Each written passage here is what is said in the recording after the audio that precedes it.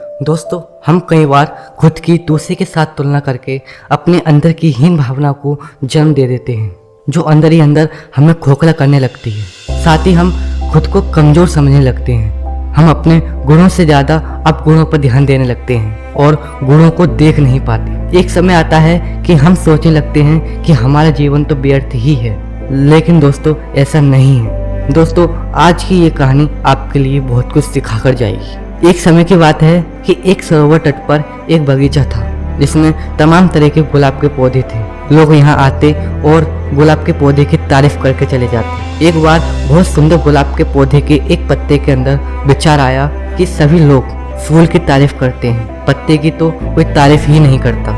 इसका मतलब है कि मेरा जीवन व्यर्थ है। पत्ते के अंदर हीन भावना प्रवेश करने लगी और वह मुरझाने लगा।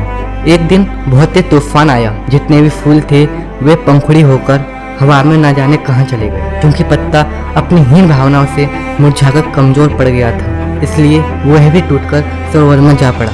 पत्ते ने देखा कि सरोवर में एक चींटी आकर गिर पड़ी थी और वह अपनी जान बचाने के लिए संघर्ष कर रही थी।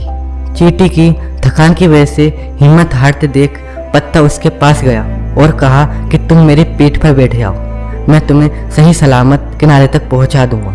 चींटी पत्थर पर बैठ गई और वह सही सलामत किनारे तक ले आई। चींटी इतनी कृतज्ञ हो गई कि वह पत्ते की तारीफ करने लगी। उसने कहा, मुझे तमाम पंखुड़ियां मिली, लेकिन किसी ने मेरी मदद नहीं की, लेकिन तुमने मेरी जान बचा ली। तुम बहुत महान हो। ये सुनकर पत्ते की आंखों में आंसू आ गए। वह बोला, धन्यवाद तो मुझे तुम्हें देना चाहिए कि तुम्हारी वजह से मैं अपने गुणों को जान सका। अभी तक मैं अपने अवगुणों के बारे में ही सोच रहा था, लेकिन आज अपने गुणों के बारे में पहचानने का अवसर मिला। दोस्तों, यदि तुलना करना ही है तो दूसरे के बजाय खुद से करो। ये सोचो कि आप एक साल पहले क्या थे और आज क्या हैं। धन्यवाद दोस्तों।